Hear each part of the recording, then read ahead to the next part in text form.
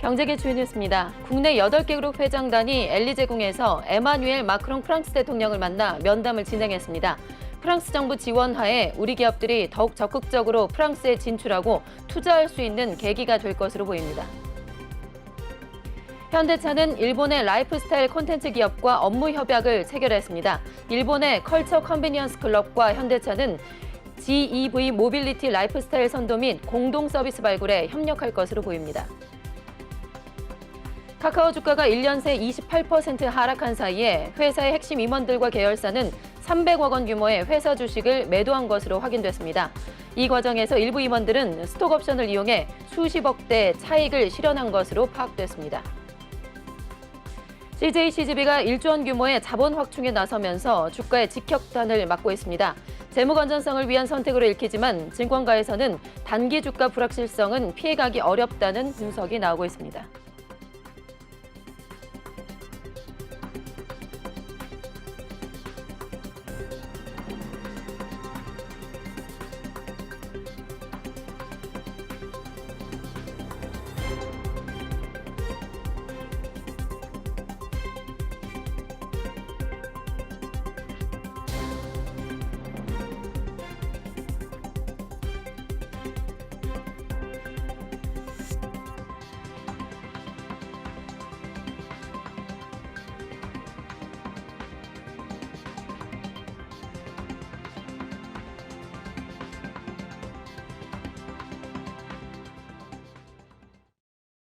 네, 시청자 여러분 안녕하십니까? 6월 22일 뉴스프라임 시작하겠습니다. 첫 코너는 취재기자와 함께 경제계 이슈들을 정리해보는 시간이죠. 프라임 이슈 박영식 에디터와 함께하겠습니다. 어서 오세요. 네, 안녕하세요. 네. 자, 어제 이어서 오늘도 프랑스를 방문하고 있는 우리 기업들의 소식부터 살펴보죠. 예. 국내 8개 그룹 회장단이 엘리제궁에서 마크롱 프랑스 대통령과 면담을 진행했습니다. 예, 예. 경제 협력 방안에 대해서 논의를 했다고요? 그렇습니다. 이 내용은 이제 대한상공회의소가 주도적으로 밝히고 있는 내용인데요. 현지 시간으로 21일 국내 8개 그룹 회장단이 엘리제궁에서 에마뉘엘 마크롱 프랑스 대통령을 만났습니다. 저희가 자료 사진도 보여드리겠습니다만 면담을 진행하면서 훈훈한 분위기를 연출했다는 보도가 많이 있는데요.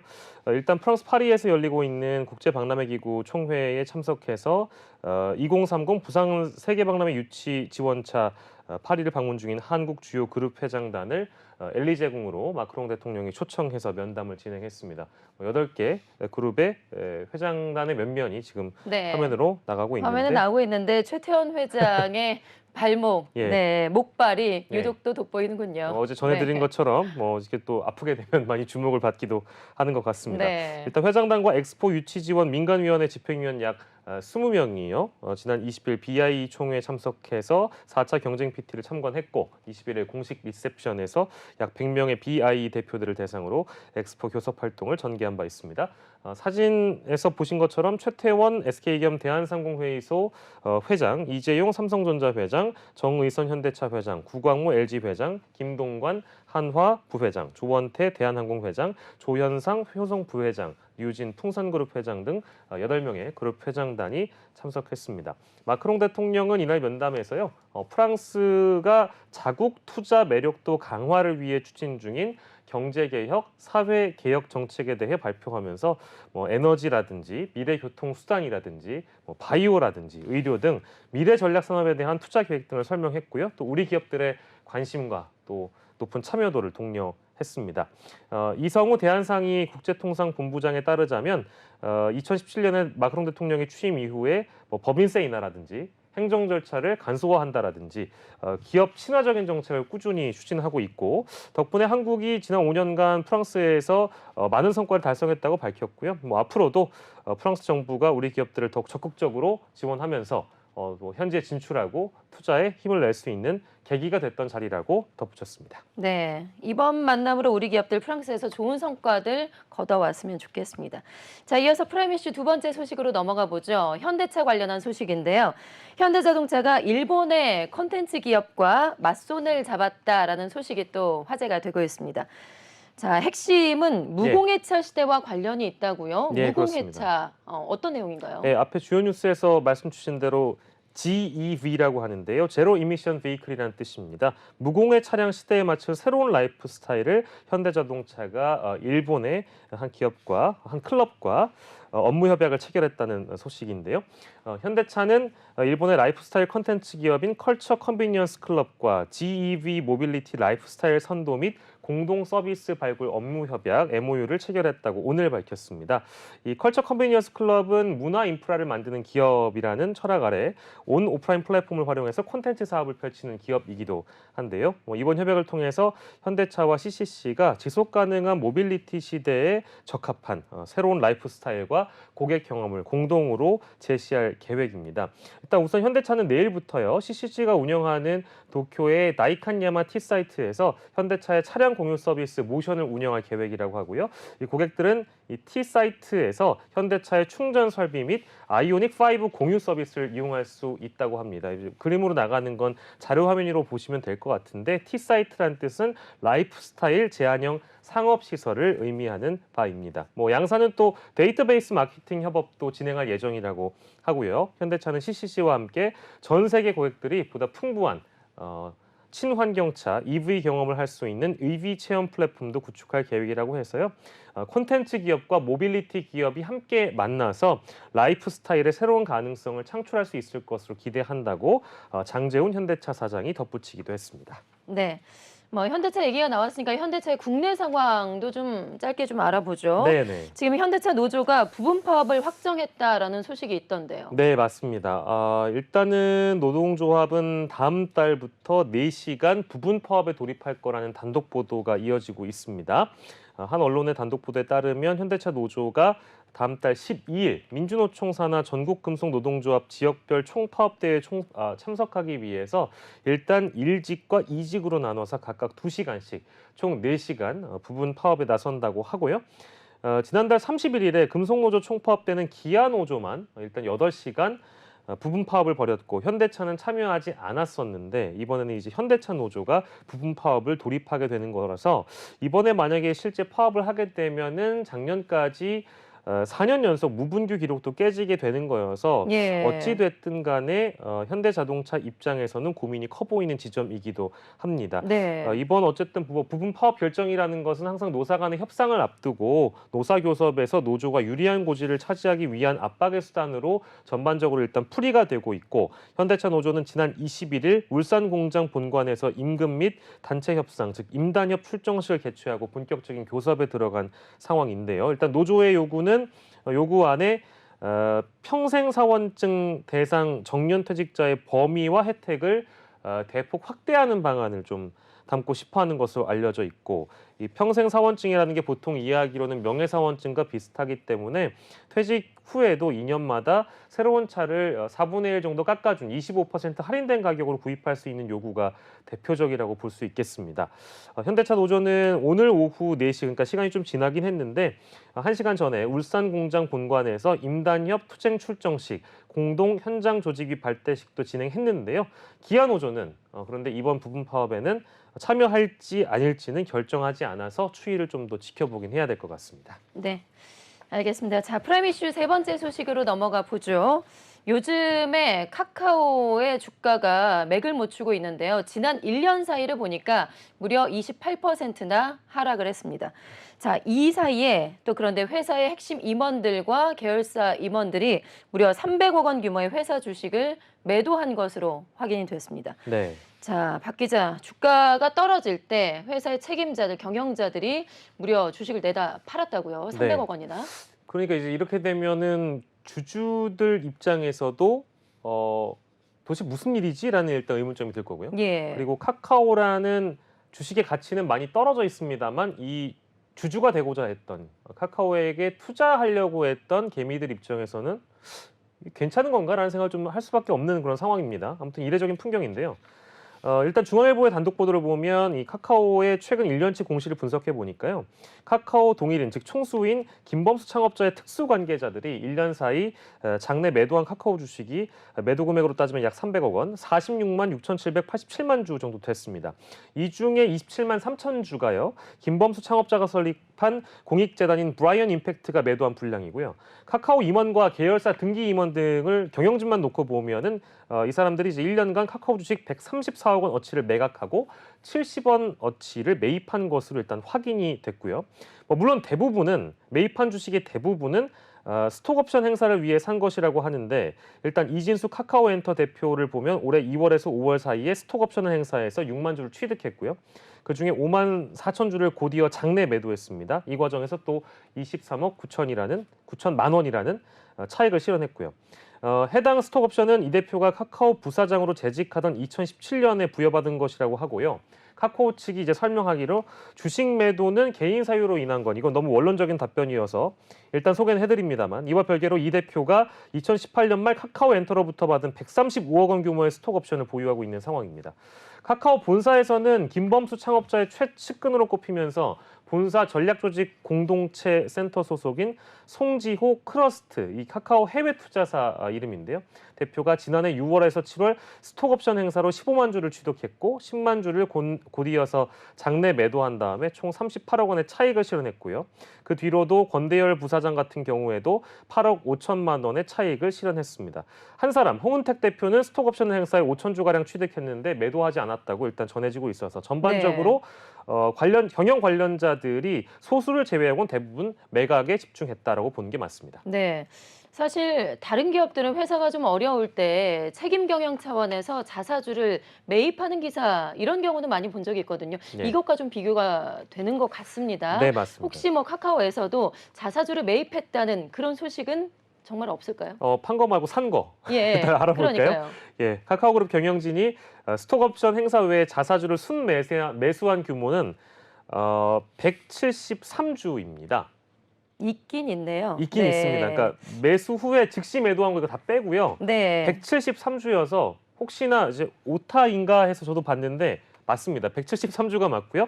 1,000만 원 가량에 불과했습니다. 네, 1,000만 원이요. 예, 현재 카카오 주식은 아까 앞서 설명해 주신 대로 1년 전과 비교하면 정확하게는 21,200원이 빠져가지고 29.6%가 떨어져 있는 그런 상황인데요. 아무튼 좀처럼 회복하지 못하고 있는 상황이고. 네, 300억 원을 회사 주식을 경영진이 매도를 했고, 예. 네, 1,000만 원 가량을 네. 자사주를 매입했다라는 거죠. 그렇게 정리하면 될 것 같습니다. 카카오 측이 설명하기로는 지난 2021년 카카오 본사 직원들에게 1인당 10주, 액면 분할된 현재 기준으로 50주고요. 자사주 상여금을 지급했고 개별 보상이나 인재 채용 등을 목적으로 일부 직원엔 따로 주식을 지급하기도 했다라고 설명을 하면서 아무튼 이게 상여금으로 들어간 거고 앞서서 설명드린 스톡 옵션이 있고 해서 이런 매도가 부자연스러운 것은 아니다 이제 이런 설명도 하고 있습니다만 이번이 처음이 아닙니다. 경영진 스톡 옵션 행사로 논란을 빚은 바 있었던 지난 2021년 말 카카오페이 상장 직후에 류영준 전 대표 등 임원 8명이 스톡옵션 행사로 취득한 주식을 매각해서 이것도 논란이 됐었는데요. 글쎄요. 중앙일보의 단독 보도로 확인된 내용이긴 합니다만 카카오 주주 입장에서도 매우 씁쓸한 소식일 수밖에 없을 거고요. 예. 과연 주주 친화적인 기업에 대한 약속 내지는 책임 경영에 대한 약속을 카카오가 이행하고 있는지에 대한 의문점이 드는 내용인데 여기서 포인트가 있습니다. 네이버와 일단 비교를 네. 하나 해보긴 해야 될 것 같아요. 2번 죽이시네요. 네. 아닙니다. 네이버 임원들의 최근 1년간 자사주 매입과 매각 규모를 보면은요. 49억 원과 52억 원이라고 합니다. 매입이 49, 매각이 52거든요. 예. 물론 매각이 좀 더 많긴 합니다만 평균적으로 봤을 때 큰 차이가 없다라고 보는 게 맞는 것 같고요. 지난 4월에 최수연 CEO와 김남선 CFO가 각각 자사 주식 1,026주, 519주를 매입했고요. 매입금은 각각 2억 원과 1억 원 규모입니다. 네이버 측이 밝히기를 취임 1주년을 맞아 책임 경영 의지를 강화하기 위한 것이라고 설명했는데 두 기업의 차이는 제가 자세히 설명하진 않겠습니다. 네. 시청자분들께서 알아서 이제 해석을 하셔야겠죠. 네. 자, 이어서 프라임 이슈 네 번째 소식으로 넘어가 보겠습니다. CJ CGV와 관련한 소식인데요. 최근에 상당히 큰 이슈가 되고 있죠. 1조 원 규모의 자본 확충에 나서면서 지금 주가에 직격탄을 맞고 있습니다. 재무 건전성을 위한 선택으로 읽히지만 증권가에서는 또 다른 해석들을 좀 내놓고 있는 것 같습니다. 박 기자, 예. 증권가에서 지금 단기 주가 불확실성은 피해가기가 어렵다라는 의견들이 나오고 있어요. 네, 그렇습니다. 1조 원 규모의 자본 확충을 추진한다는 것이 글쎄 이게 투자 심리에 크게 위축될 만한 소식이라고 보긴 어렵다라는 전문가도 있습니다만 주가의 상황은 날개가 없이 내려가는 것이 사실입니다. 오늘도 사실은 CJ CGV 같은 경우에는 굉장히 많이 빠졌는데요. 8.2%가 빠져서 1,500원에 마감을 했고요. 사실 네. 어제 같은 경우에는 굉장히 많이 빠져서 어제 같은 경우 그저께가 14,500원이었는데 이틀 전과 비교하면 무려 상당 부분 주가가 많이 빠졌다고 보는 게 맞는 것 같습니다. 뭐 3월부터 하락은 하고 있지만 최근에 예. 상당히 짧은 사이에 급락한 것을 그래프로 확인해 볼 수가 있죠. 14,500원에서 11,440원으로 내려온 게 이제 어제고요. 이제 오늘은 1,500원에 8%가 빠졌다는 말씀 더불어 드리면서 네. 일단 CJ CGV가 재무구조 개선을 위해서 5,700억 원 규모의 유상증자 그리고 모회사 CJ의 현물 출자 4,500원 정도인데 추진한다고 밝힌 바 있습니다. 재무구조 개선한다고 하면 기업 입장에서는 당연히 재무 건전성을 위한 거니까 좋은 소식 아니냐라고 생각하실 수 있을 텐데 이틀째 맥을 못 추고 있고요. 지금 코로나19 시기에 악화된 재무 상황을 개선하려는 목적이 큰 것이고 코로나19 여파로 영화관을 찾는 고객들이 많이 없어지다 보니까 수익성도 줄고 건전성도 줄어서 이런 선택을 했습니다. 엔데믹으로 전환이 됐습니다만 OTT 서비스가 일단 뭐 가정 내에서 활약을 하고 있기 때문에 극장을 대체할 수 있는 수단으로 또 CJ CGV에게는 어떻게 보면 걸림돌로 작용하고 있는 그런 상황이고요. 코로나19 기간 손실을 메우기 위해서 관람료를 또 인상했었잖아요. CJ CGV가 또 하필 먼저 했습니다. 예. 항상 그렇습니다만 관객들로 하여금 극장에 더 가지 않고 OTT로 향하게 만든 결과를 낳다 보니 이런 상황이 되지 않았나 싶었는데 문제는 주가 하락이 이렇게 이틀 사이 단기간에만 그칠 것이냐 아니라고 합니다. 전문가들의 예상은 좀 더 지켜봐야 된다고 하는데요. 유상증자 규모인 5,700억 원만 놓고 봐도 CJ CGV의 시가총액인 5,460억 원을 웃돌고 있다고 하고 기존 주주 입장에서는 대규모 물량 상장에 따른 지분 가치 희석이 불가피하다 보니까 주주들의 입장에서는 이거 던져야겠다 이런 분들이 많았던 것 같고요. 자금 조달 목적 또한 신규 투자 자금이 아닌 대부분 채무 상환 자금, 즉 채무를 갚는다는 그런 상황에서 있기 때문에 투자자들이 별 크게 기대를 하지 못하고 있는 그런 상황입니다.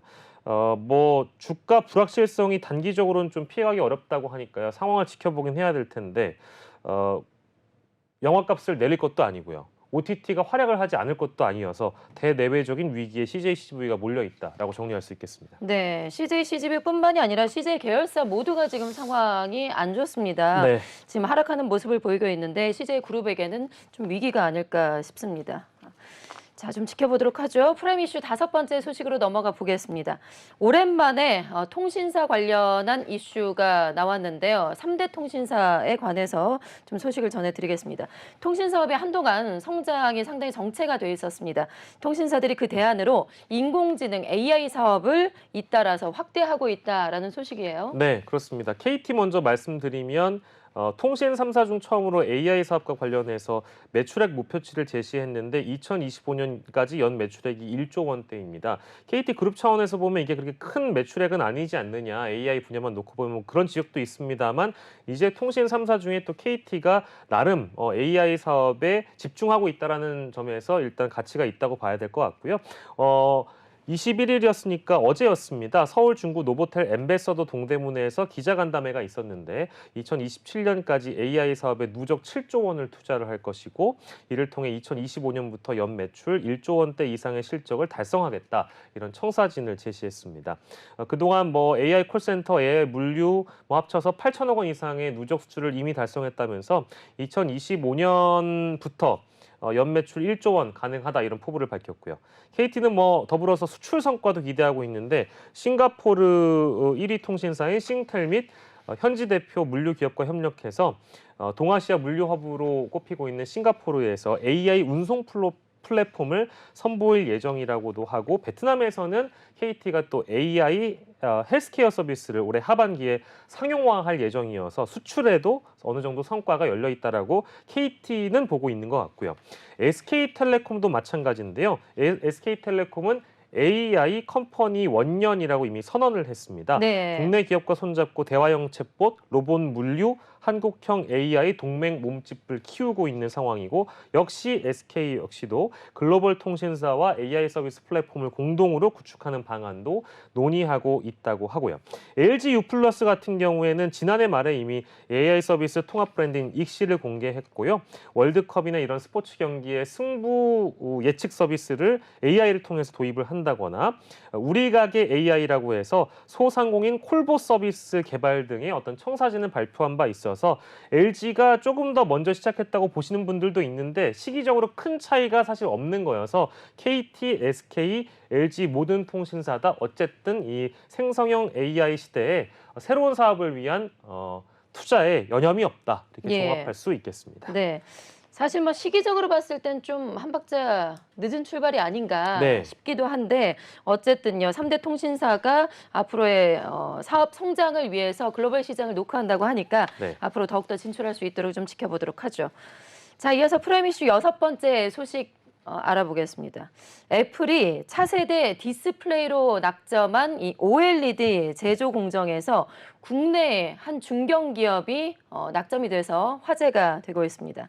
자, 특히나 이 회사의 기술이 없으면 앞으로 태블릿이나 노트북 등 정보기술기기와 차량용 디스플레이 시장에서 향후 폭발적인 수요가 예상되는 차세대 디스플레이 구현이 상당히 좀 어려울 것이다라는 이야기들이 나오고 있어요. 네. 어떤 기업인지 그 기업이 궁금해지는데. 결론적으로 일단 캠트로닉스라는 회사이고요. 캠트로닉스 좀 네.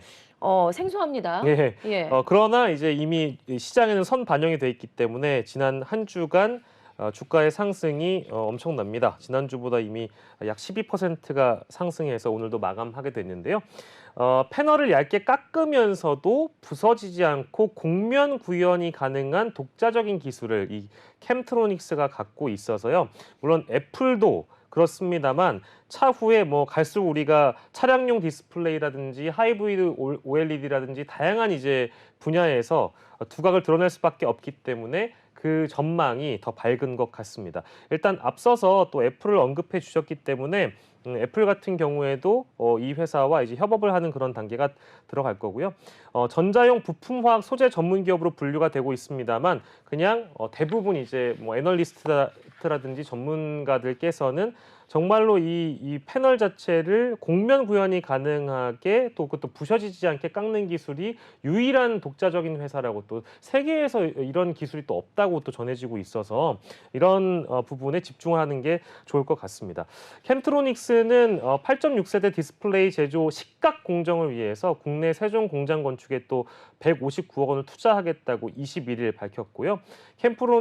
캠트로닉스의 주요 고객사인 삼성 디스플레이가 애플에 본격적으로 공급을 앞두고 있는 만큼 캠트로닉스가 향후 수주할 식각 공정 규모도 수천억 원에 이를 것으로 전망되고요. 예. 자세한 기술에 대한 부분은 저희가 오늘은 상세하게 설명드리지 않아도 그냥 깎는 기술 자체가 글라스를 얇게 깎고 깨지지 않는 기술 정도로 이해를 하시는 게 가장 쉬운 편이라고 저도 생각을 하고 있습니다. 국내뿐만 아니라 세계적으로 유일하기로 하다고 하고요.